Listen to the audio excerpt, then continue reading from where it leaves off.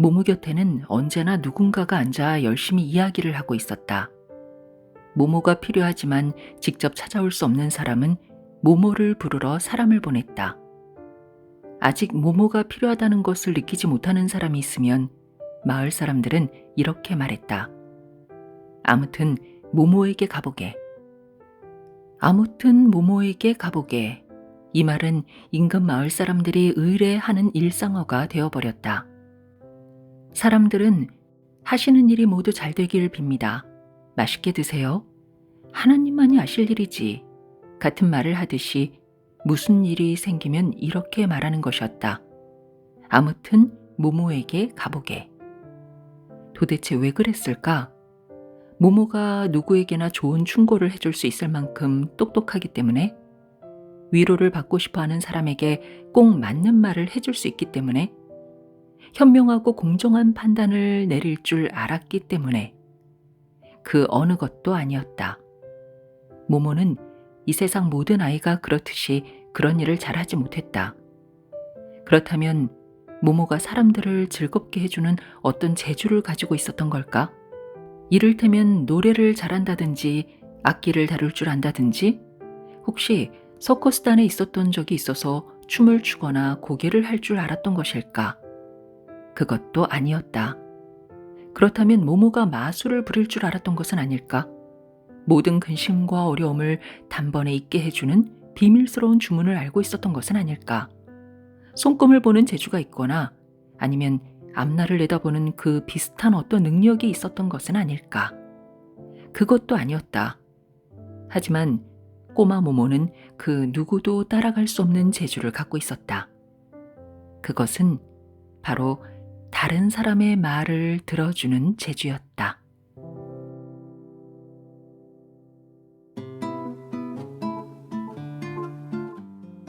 안녕하세요. 힐링필드입니다. 좀 전에 읽어드린 내용은 독일 작가 미하엘 엔데의 모모라는 소설의 한 대목이었습니다.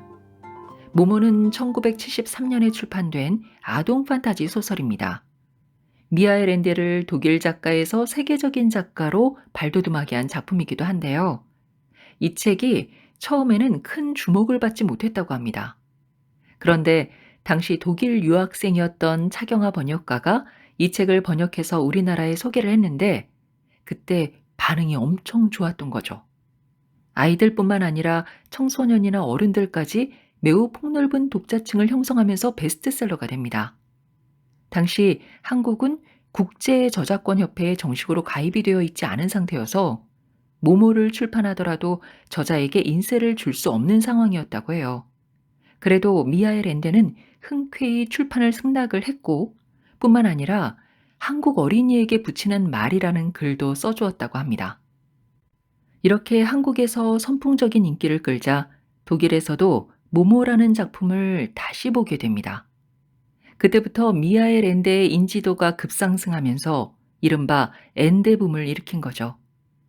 미하엘 엔데는 차경화 번역가에게 감사의 편지를 보냈다고 해요. 판타지 소설답게 이 책에는 우리 인간의 시간을 훔치는 시간도둑이라는 악당의 무리들이 등장합니다. 항상 회색빛이 감도는 정장을 입고 다닌다고 해서 회색 신사라고 불리는 이들은 자신을 시간저축은행에서 나온 직원이라고 소개를 하죠. 그러고는 당신이 지금 얼마나 쓸데없이 시간을 낭비하고 사는지 아느냐?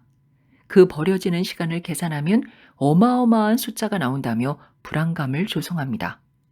그리고 그 낭비되는 시간을 아껴서 자기네 시간저축은행에 넣어두면 나중에 연금처럼 그 시간을 마음대로 쓸 수 있다고 말합니다.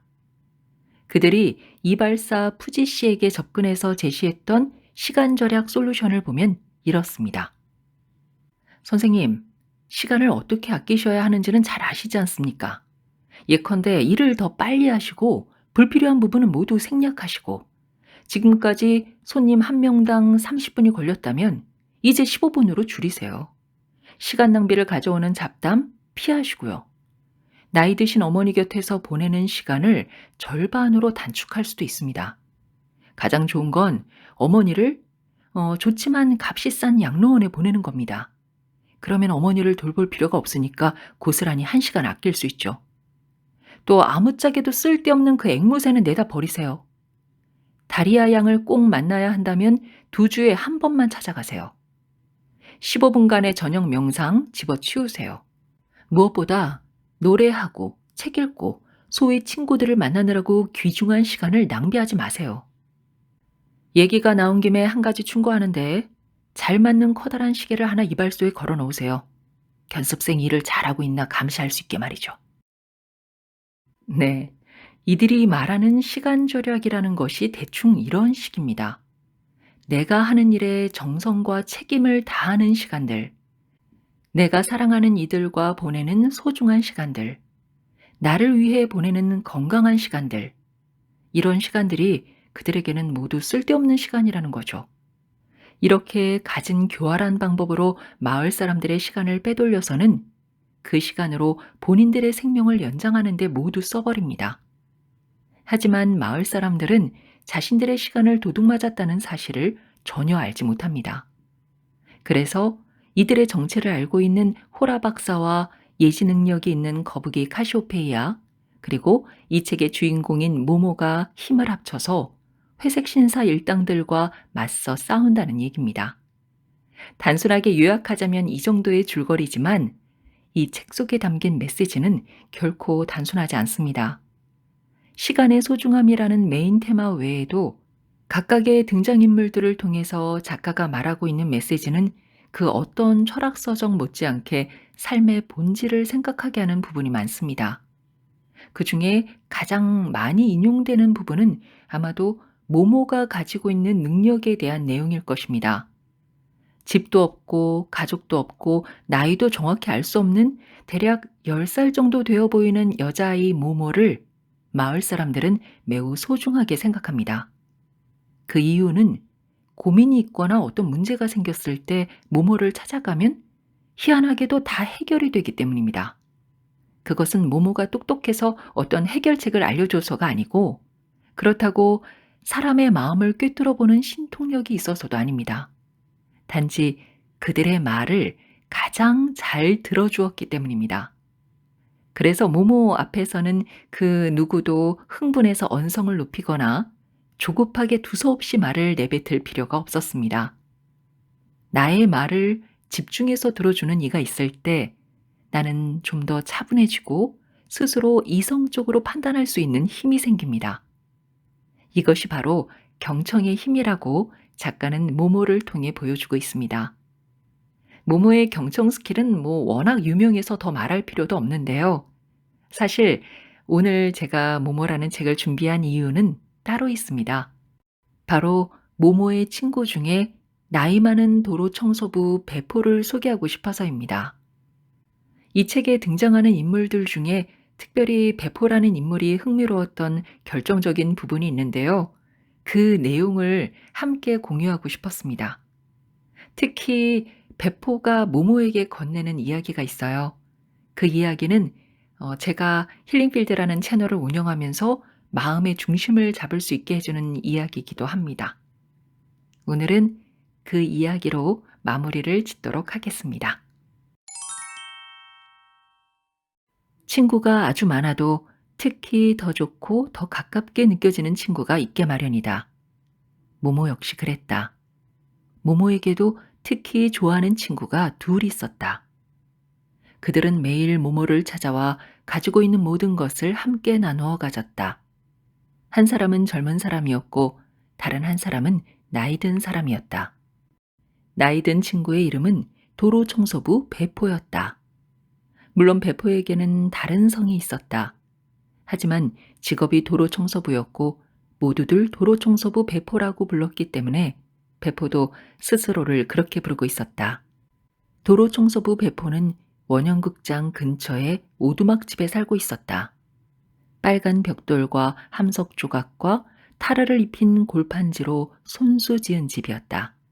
베포는 유난히 키가 작은 데다가 걷는 자세도 약간 꾸부정해서 모모보다 약간 큰 정도였다.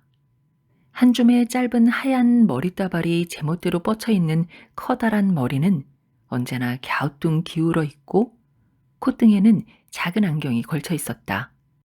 사람들은 도로 청소부 베포가 머리가 약간 이상하다고 생각했다.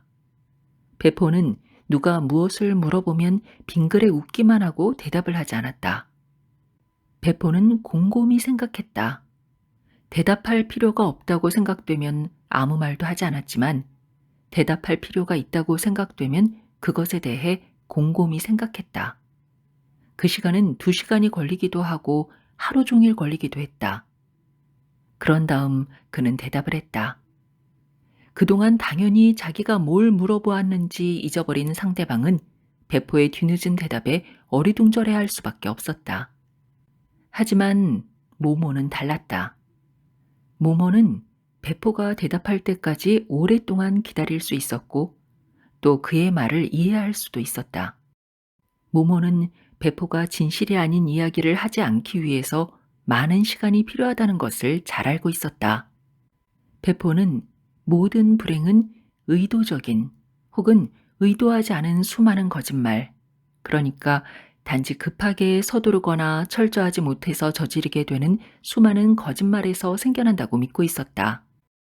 배포는 날마다 해가 뜨려면 아직 먼 이른 새벽에 삐걱대는 낡은 자전거를 타고 시내의 커다란 건물로 출근했다. 그리고 동료들과 같이 그 건물 마당에서 기다렸다. 그러면 어떤 사람이 나와서 빗자루와 수레를 나누어 주고 청소해야 할 거리를 지정해 주었다. 배포는 도시가 아직 잠에서 깨어나지 않은 해가 뜨기 전에 그 시간을 좋아했다. 그는 자기가 맡은 일을 좋아했고 또 철저하게 했다. 자기가 하는 일이 꼭 필요한 일이라는 것을 잘 알고 있었기 때문이다.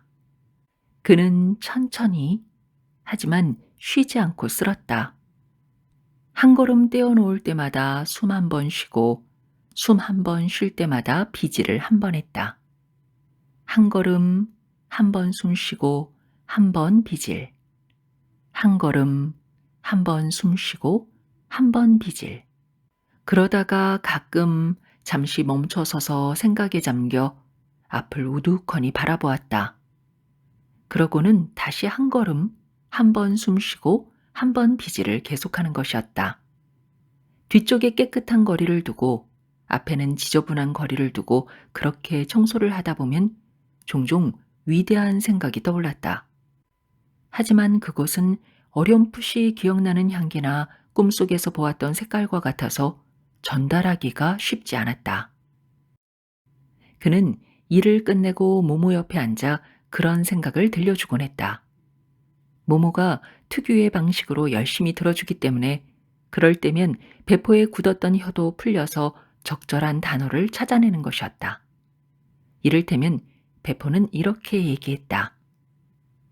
모모야, 때론 우리 앞에 아주 긴 도로가 있어. 너무 길어. 도저히 해낼 수 없을 것 같아 이런 생각이 들지. 그러고는 한참 동안 묵묵히 앞만 바라보다가 다시 말했다. 그러면 서두르게 되지. 그리고 점점 더 빨리 서두르는 거야. 허리를 펴고 앞을 보면 조금도 줄어들지 않은 것 같지. 그러면 더욱 긴장되고 불안한 거야. 나중에는 숨이 탁탁 막혀서 더 이상 비지를 할 수가 없어. 앞에는 여전히 길이 아득하고 말이야. 하지만 그렇게 해서는 안 되는 거야. 그러고는 한참 동안 생각하다가 다시 말을 이었다. 한꺼번에 도로 전체를 생각해서는 안 돼. 알겠니?